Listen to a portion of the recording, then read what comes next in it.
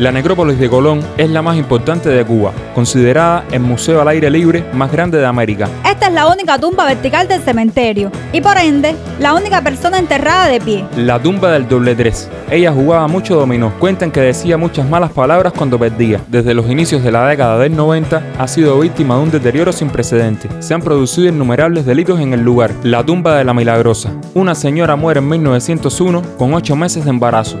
Su nombre, Amelia Goyri de la Hoz. Hoy estamos en el cementerio de Colón, un lugar cargado de historia, misterios y muchas curiosidades. Acompáñanos para que puedas ver.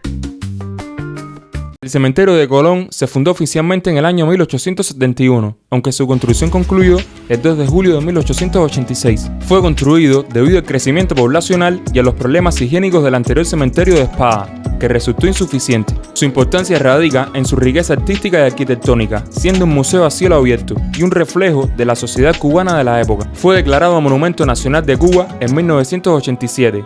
Además, es uno de los cementerios más famosos del mundo, por sus más de 56.000 mausoleos y monumentos. Se calcula que están enterradas más de 2 millones de personas. Este misterioso e histórico lugar cuenta relatos muy interesantes, historias que han perdurado con el paso de los años y siguen llamando la atención de cada visitante que asiste turísticamente a este lugar. Entre las más destacadas se encuentran la tumba del hombre que fue enterrado de pie. Esta es la única tumba vertical del cementerio y por ende, la única persona enterrada de pie, o sea, que la caja fue puesta en la bóveda en posición vertical. Eugenio Casimiro Rodríguez, antes de morir, mandó a construir en la capilla familiar un nicho vertical. Fue su última voluntad, junto a tener un revólver en cada mano y 100 pesos en el bolsillo, pues decía que un tipo que había caído de pie en la vida tenía también que caer parado en el infierno. La tumba del doble tres. Juana Martín de Martín. Ella vino a Cuba de las Islas Canarias. Como no tenía trabajo, ella jugaba mucho dominó. Cuentan que decía muchas malas palabras cuando perdía. En uno de sus tantos juegos tuvo una racha ganadora. Entonces, en ese juego, alguien pone el 6-3 y ella pensaba que se iba a pegar con el doble 3 y el de adelante le dice, no, si yo llevo, y le mata la jugada. Ella coge un gran insulto y le da al parecer un infarto. Cuando llega al hospital que le abren la mano, tenía el doble 3 aguantado entre ellas. Una de las tumbas más visitadas en el cementerio, por su conmovedora historia, es la de Janet Ryder, una norteamericana que vino a Cuba en 1869, donde fundó el Bando de Piedad, una organización de beneficencia con la que realizó una notable labor de caridad hacia la protección de animales domésticos, mujeres y demás necesitados. Cuando ella muere, la perra arañaba el cemento y la tierra donde descansaba Janet. Los sepultureros le llevaban agua y comida, pero la perra no quería comer, muriendo ahí en el lugar. Este suceso causó gran ternura en La Habana, por lo cual homenajearon a Rinty y a Ryder con una curiosa escultura sobre su tumba en el cementerio de Colón. En su epitafio se puede leer, fiel hasta después de muerta, como recordatorio del noble gesto de la mascota.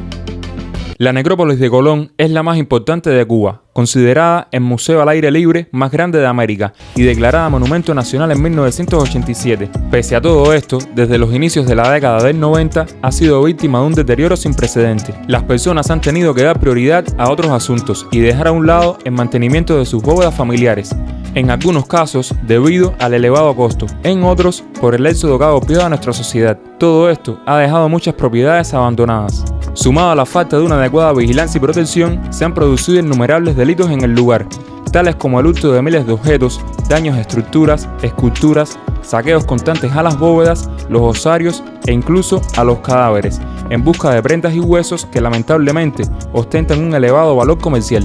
No podemos tampoco dejar de mencionar el innegable deterioro propio del paso de los años y la falta de mantenimiento general. Según datos que manejan algunos trabajadores, más del 70% de las tumbas están abandonadas. Las familias se han ido del país. Dicen que como es patrimonio, nadie las toca, aunque creemos que a algunas de ellas se les pudiera dar un poquito de atención, pues se encuentran abiertas. Incluso pudimos presenciar restos de algunos cadáveres y otras muestras de profanación. Pero bueno, continuemos. El mausoleo dedicado a los bomberos. El 17 de mayo de 1890 ocurre un incendio en la ferretería Isasi. Los dueños de la ferretería incendiaban sus locales para cobrar el seguro. Ese día, los trabajadores incendiaron el lugar sin saber de la existencia de explosivos en el sótano, provocando la muerte de 25 bomberos que habían ido a sofocar el incendio, así como de civiles. A petición del pueblo se construyó el mausoleo de los bomberos en el cementerio de Colón, con una escultura de 10 metros, la más alta del lugar, que rinde tributo a estos héroes. Cabe resaltar que la cúpula se encuentra adornada con una hermosa escultura que representa al ángel de la fe, llevando un bombero por el camino de la inmortalidad. La tumba de la Milagrosa. Una señora muere en 1901 con 8 meses de embarazo. Su nombre, Amelia Goyri de la Hoz. La historia cuenta que el doctor que la reconoce dijo que tenía a la niña muerta en el vientre y para salvarla a ella tenía que retirarla con forceps o paleta, ya que no había cesárea. Finalmente se realiza el proceder, pero la madre muere por eclampsia. Cuando la enterraron, el esposo puso a la niña entre las piernas, como si la estuvieran pariendo. Era una tradición en esa época colocar al bebé entre los pies de la madre. Cuando muere el padre del esposo, él decide que antes de enterrar al padre, hagan la exhumación de la madre con la niña. Y es entonces cuando el sepulturero nota que tenía al bebé entre sus brazos. El pueblo se enteró de lo que había pasado y vieron este suceso como algo a venerar y empezaron a llevarle flores. Desde aquel momento, las personas acuden a la tumba de la Milagrosa en busca de protección en momentos de enfermedad y sobre todo las mujeres que desean tener hijos, que tienen el ritual de tocar a la bebé y pedirles que les conceda el regalo de poder procrear. Si quieren una segunda parte de historias interesantes, así como de las tumbas y capillas más destacadas que alberga el cementerio de Colón, nos lo dejan saber en los comentarios. Decirles quiero que todas estas historias, las cuales se pudieran considerar leyendas, son transmitidas de generación en generación, por lo que no garantizamos con exactitud los detalles y veracidad de las mismas. Los invitamos a profundizar mejor. Si les ha gustado este video, no olviden darle me gusta y suscribirse al canal.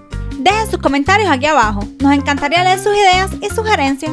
Nos vemos en el próximo video, un abrazo.